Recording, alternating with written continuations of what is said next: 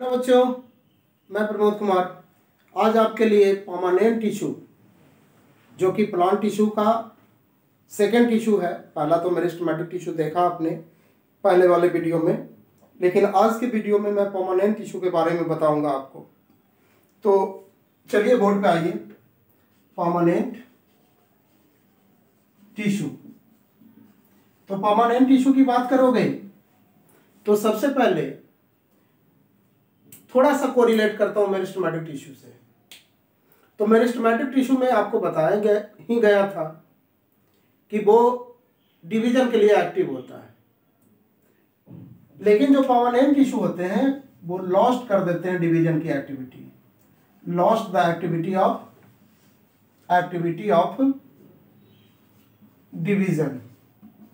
तो activity of division को lost कर दिया तभी ये परमानेंट टिश्यू भी बोला जाएगा, ठीक है, या डिफरेंशिएटेड टिश्यू भी बोल सकते हो।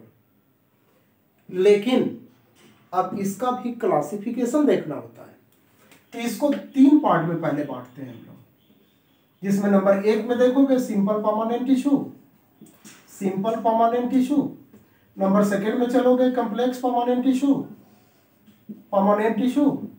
और 3rd में चलोगे सेक्रेटरी परमानेंट टिश्यू। अब ये बात ध्यान में रखना कि एनसीईआरटी के अकॉर्डिंग आपको सिंपल परमानेंट टिश्यू और कॉम्प्लेक्स परमानेंट टिश्यू ही पढ़ना है। इसको पढ़ने और पढ़ाने की कोई आवश्यकता मैं नहीं समझता हूँ। इससे नीट ने क्वेश्चन नहीं पूछने जा रहा है, एनसीईआरटी में कहीं भी मेंशन नहीं करा है। तो इस तरह से सिंपल परमानेंट टिश्यू को देखोगे तो इसको भी फर्दर 3 पार्ट में बांटा गया है, जिसमें कि आप नाम सुन रखे होंगे पैरेन्काइमा का, दूसरा कोलेनकाइमा और तीसरा स्क्लेरेनकाइमा। तीसरा हो गया कौन सा? स्क्लेरेनकाइमा। इसी तरह से कॉम्प्लेक्स परमानेंट टिश्यू की बात करोगे तो इसको भी 2 पार्ट में बांट करके स्टडी करा है, एक जाइलम टिश्यू के रूप में और दूसरा फ्लोएम टिश्यू के रूप में, ठीक है। इसको मैं छोड़ देता हूं यहीं पे सेक्रेटरी परमानेंट टिश्यू को, क्योंकि आपके एनसीईआरटी के अकॉर्डिंग इन्हीं दोनों का डिटेल करना है, तो उन्हीं पे फोकस करता हूं। जिसमें सबसे पहले देखो सिंपल परमानेंट टिश्यू की बात करता हूं। ये जो सिंपल परमानेंट टिश्यू होता है यह होमोजीनस नेचर का होता है। एक इंपॉर्टेंट बात रखोगे, होमोजीनस नेचर का होगा। होमोजीनस का मतलब क्या समझ रहे हो कि ये फंक्शनली एंड स्ट्रक्चरली सिमिलर होगा। इसके जो भी सेल्स होंगे, सेक्रेटरी परमानेंट टिश्यू के जो भी सेल्स होंगे वो सभी structurally and functionally always similar होंगे। इसके कारण ऐसे ग्रुप ऑफ सेल्स को या टिश्यू को हम क्या बोलेंगे? होमोजीनस नेचर का बोलेंगे। अब इस सिंपल परमानेंट टिश्यू में जो पहला पार्ट है पैरेन्काइमा, उसकी बात कर लेते हैं। तो पैरेन्काइमा देखो, एक बात और बता देता हूं, ये सब पैरेन्काइमा, कोलेनकाइमा, स्क्लेरेनकाइमा यदि समझ जाते हो आप यहीं पे, तो आगे में आपको टिश्यू सिस्टम पढ़ने को मिलेगा। इसके साथ साथ internal structure of root stem leaf मतलब एनाटॉमी पढ़ने को मिलेगा। तो यही सब कैरेक्टर उधर भी इंक्लूडेड होगा। इसलिए यहाँ पे इसको ध्यान से यदि समझ लेते हो, सुन लेते हो, ब्रेन में अटैच कर लेते हो, तो आगे बहुत इजी हो जाता है, कोई तकलीफ ही नहीं देगा। तो देखो पैरेन्काइमा की बात करते हैं, तो इनके जो भी सेल्स होंगे पैरेन्काइमा के वो लिविंग होंगे। प्रोटोप्लाज्म इसमें पूरा भरा रहेगा, प्रोटोप्लाज्म अबंडेंट होगा, ओके। न्यूक्लियस भी वेल डेवलप्ड होगा, ठीक है। इसी तरह से देखोगे इसमें सेल वॉल का जो फॉर्मेशन होती है ओनली प्राइमरी सेल वॉल होती है। यहां सेकेंडरी सेल वॉल का फॉर्मेशन नहीं हुआ है, ओनली प्राइमरी सेल वॉल होता है। इसके बाद सेल्स के बीच में इंटरसेलुलर स्पेस प्रेजेंट हो भी सकता है। इंटरसेलुलर स्पेस में या मे नॉट प्रेजेंट, स्पेस में या मे नॉट प्रेजेंट होगा। दोनों कंडीशन हो सकता है। क्यों हो सकता है उसको भी समझना है। जैसे देखो, यदि सेल का शेप देखोगे इसका तो स्फेरिकल होगा, ओवल होगा, पॉलीगोनल होगा, ये डिफरेंट टाइप का बनेगा। तो जब स्फेरिकल सेल बनाओगे आप इस पैरेन्काइमेटस टिश्यू का, जैसे यहां स्फेरिकल सेल को मैं बना देता हूं, तो इस स्फेरिकल सेल्स के बीच बीच में देखो यहाँ पे, देखो यहाँ पे इंटरसेलुलर स्पेस आपको देखने को मिल रहा है, इंटरसेलुलर स्पेस आपको देखने को मिल रहा है। लेकिन यदि पॉलीगोनल सेल, जैसे कि यहाँ हेक्सागोनल मैंने बना दिया है, ये पॉलीगोनल का ही पार्ट हो गया, तो पॉलीगोनल सेल्स के बीच में इस तरह से बनाते चले जाओगे तो बीच में कहीं भी इंटरसेलुलर स्पेस नहीं मिलेगा। जब शेप ऑफ सेल स्फेरिकल होगा तो इंटरसेलुलर स्पेस प्रेजेंट मिलेगा, लेकिन यदि शेप ऑफ सेल पॉलीगोनल होगा तो इंटरसेलुलर स्पेस नहीं मिलेगा। ओवल भी यदि शेप रहता है इस तरह से, ओवल बनाते हो तब भी इंटरसेलुलर स्पेस मिलने की गुंजाइश बनी रहती है। ये सब सिंपल कैरेक्टर हो गया पैरेन्काइमा का। ओके, अब इसी तरह से पैरेन्काइमा का मैं फंक्शन की बात कर लूंगा।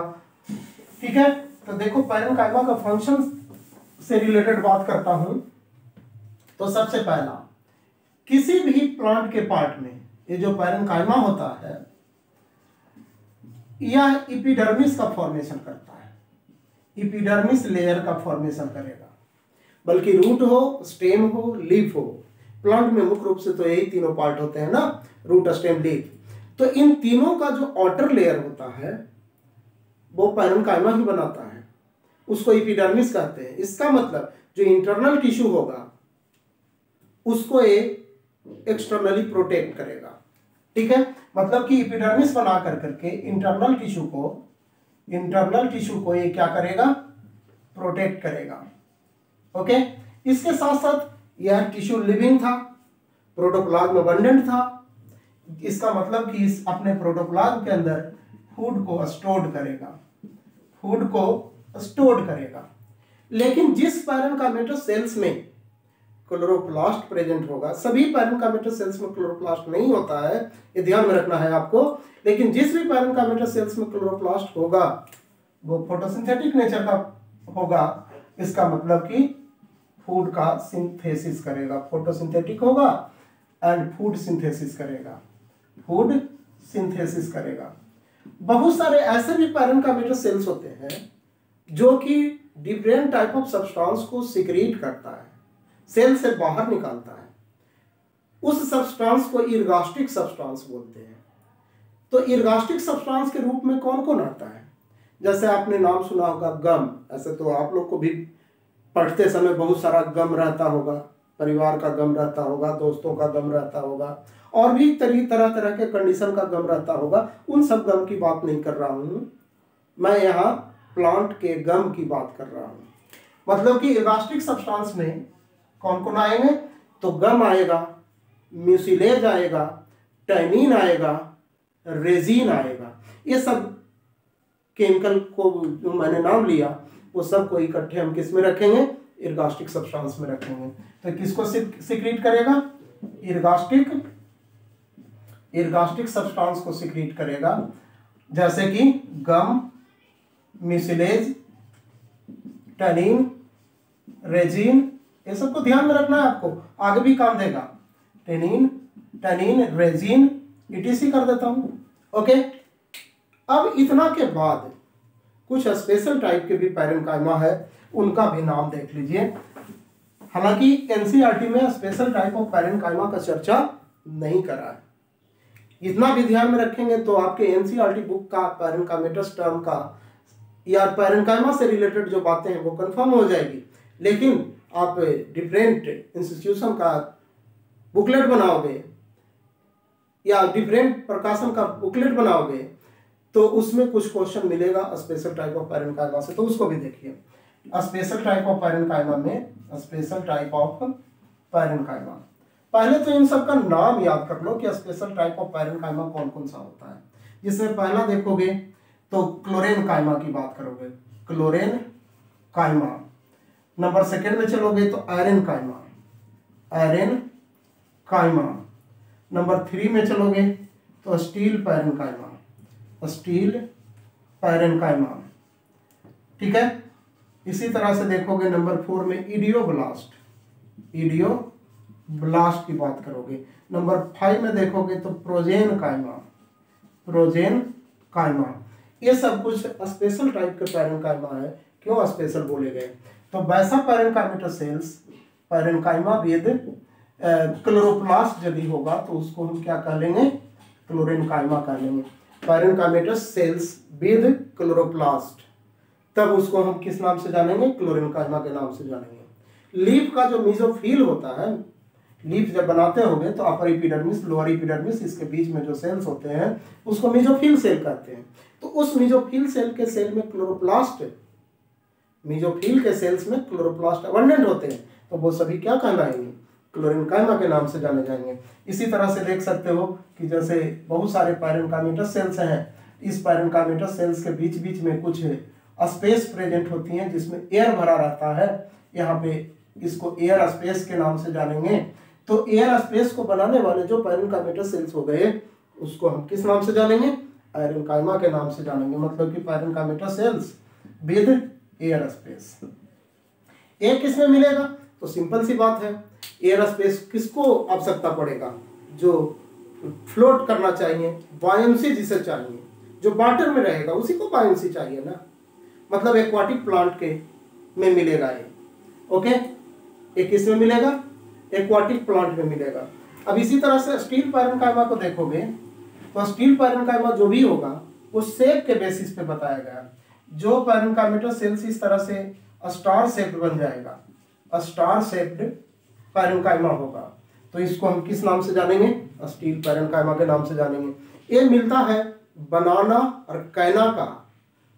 लीफ का जो पेटियोल होता है, डंठल, स्टॉक, उसी को पेटियोल कहते हैं, उसी में प्रेजेंट रहता है स्टार शेप पैरेनकाइमा। किसका किसका प्लांट का? तो बनाना और कैना प्लांट का। ओके, इसी तरह से इडियोब्लास्ट की बात करोगे तो इडियोब्लास्ट में इर्गास्टिक सब्सटेंस का सिक्रीशन करेगा।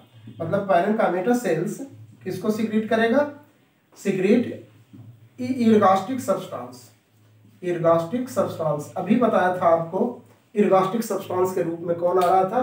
तो ऊपर में देखो लिखा हुआ है गम, मिसिलेज, टैनिन, रेजिन, ईटीसी, ये सब इर्गास्टिक सब्सटेंस में आ रहे हैं। जो पैरेनकाइमेटस सेल्स यदि इर्गास्टिक सब्सटेंस को सिक्रीट कर रहा है उसको इडियोब्लास्ट बोलोगे। इसी तरह से प्रोजेनकाइमा की बात करोगे तो प्रोजेनकाइमा के जो पैरेनकाइमेटस सेल्स इलोंगेटेड होंगे इस तरह से, और इसके सेल वॉल पे थोड़ा सेलुलोज का थिकनिंग ज़्यादा होगा जिसके कारण ये थिक भी हो जाएंगे। ठीक है, इलोंगेटेड होंगे, फाइबर लाइक होंगे, लेकिन इसके cell wall general parenchymatous sales के रेस्पेक्ट में थोड़े थिक हो जाएंगे। तब उसको हम किस नाम से जानेंगे? प्रोजेनकाइमा के नाम से जानेंगे। इतनी सारी बात आपको पैरेनकाइमा से रिलेटेड ध्यान में रखना है। ओके बच्चों, इसको नोट कर लीजिए आप लोग।